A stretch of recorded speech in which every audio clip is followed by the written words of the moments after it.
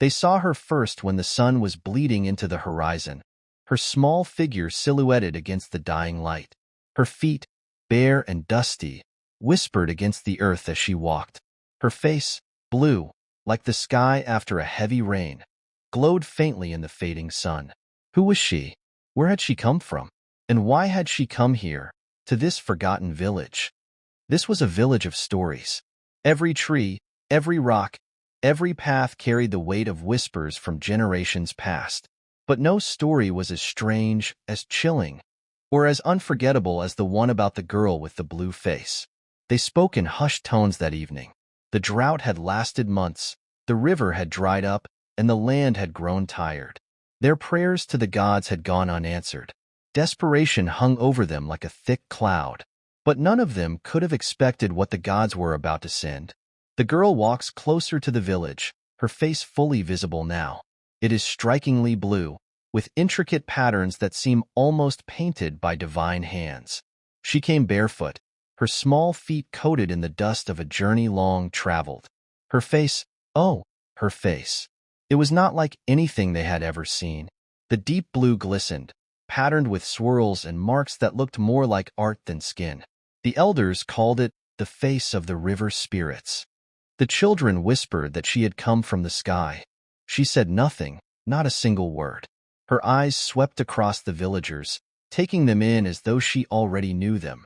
And then, with a voice as soft as the breeze, she spoke. "May I enter?" The villagers reluctantly allow her into the heart of the settlement. She sits by the fire, still and quiet, as the elders question her. "Who are you? Where are you from?" The elders asked her these questions, their voices laced with both fear and curiosity. She answered simply, "I have come from the place where the rivers meet the stars." None could understand what that meant, but none dared to push further. The girl stands and walks through the village, her bare feet silent on the earth. Wherever she steps, flowers seem to bloom briefly before withering. The villagers followed her as she moved, entranced by her presence. She stopped at the edge of the dried riverbed, kneeling down to touch the cracked earth. "This place is thirsty," she said, "but it is not water that it thirsts for." The girl begins to perform small acts that defy understanding. A sick child recovers overnight, crops in a nearby field begin to sprout, and the air seems lighter, fresher. By morning, the whispers had grown louder. The girl with the blue face was not ordinary. She was not human. She had come to save them, or so they hoped. But with her miracles came questions. What price would they have to pay? Was her presence a blessing or a curse? A shadowy figure approaches the girl in the dead of night, a skeptical villager holding a spear. Not all believed in her kindness. A man, wary and suspicious, approached her that night. "Who are you really?" he demanded, his spear pointed at her. She turned to him, her blue face glowing faintly in the moonlight. "I am no enemy," she said, "but if you harm me, you will harm yourselves." The man froze, his spear dropping to the ground. Fear had silenced him. The girl leads the villagers to the dried riverbed.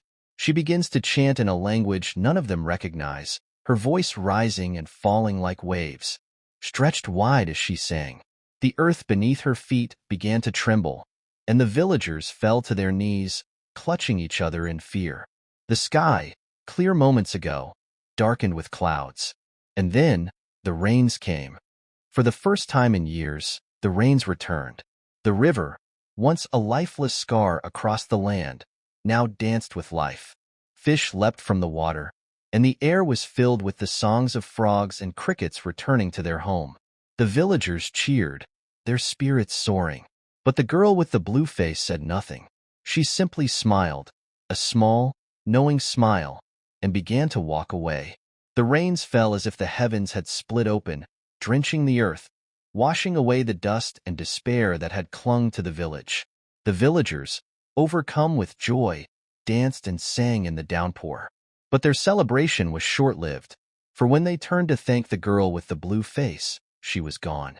The elders gathered in the hut that night, their faces grave. "This rain is not ordinary," said Baba Adamu, the eldest of them all.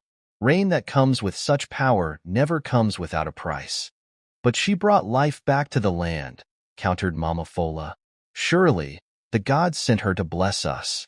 Or to test us, muttered another elder, his voice low. As the days passed, the rains continued, filling the riverbed and soaking the fields. Crops sprouted almost overnight, lush and green. The air was thick with the scent of wet earth and new life. Yet, something about the rain felt wrong. The children began to see shadows moving in the corners of their eyes. Livestock, once healthy, started to grow restless, their eyes wild with fear. And at night, a haunting melody, faint but unmistakable, drifted through the village. One evening, as the villagers sat by the fire, the melody grew louder. It was not a song of joy, but of sorrow, deep and ancient. "It's her," whispered a young boy, "the girl with the blue face." They followed the sound to the river, now full and flowing. There, standing in the water, was the girl. Her blue face seemed brighter in the moonlight, her patterns shifting and shimmering like waves. "Why have you returned?" Baba Adamu asked, his voice trembling. "I never left," she replied. Her voice carried a weight that silenced the night. "The rain has come, but your debt remains." "Our debt?" Mama Fola stepped forward. "What do you mean? We did not ask for this rain." "But you needed it," the girl said, her gaze piercing. "The earth was thirsty, but its thirst was for balance. You took more than you gave, and now the river spirits demand their due." The river began to ripple violently, though there was no wind. From its depths emerged figures made of water, their forms fluid yet solid, their eyes glowing with an otherworldly light. The villagers screamed and fell to their knees as the spirits surrounded them. One of the spirits, taller and more commanding than the rest, stepped forward. "You have been warned before," it said, its voice echoing like thunder. "Balance must be restored."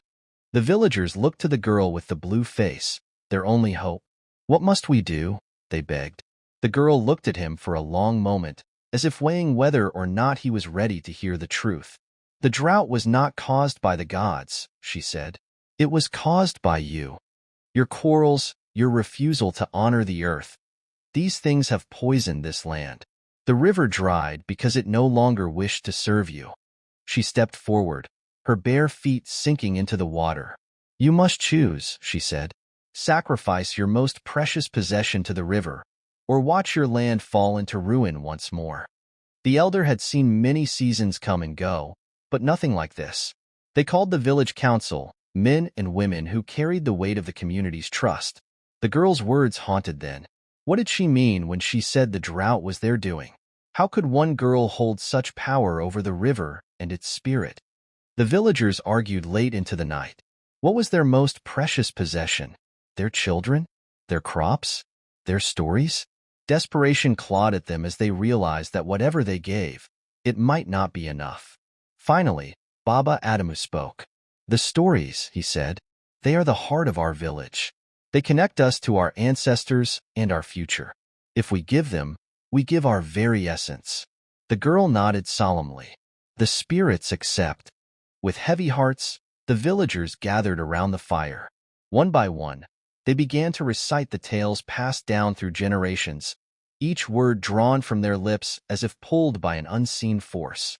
The stories rose into the air, glowing like fireflies, before drifting toward the river. The water swallowed them, and the river spirits faded into the depths. By morning, the rain had stopped, and the land was vibrant and alive. The villagers rejoiced, but their laughter was tinged with sorrow. The stories that once bound them together were gone, leaving an emptiness they couldn't explain. The girl with the blue face stood at the edge of the village, watching them.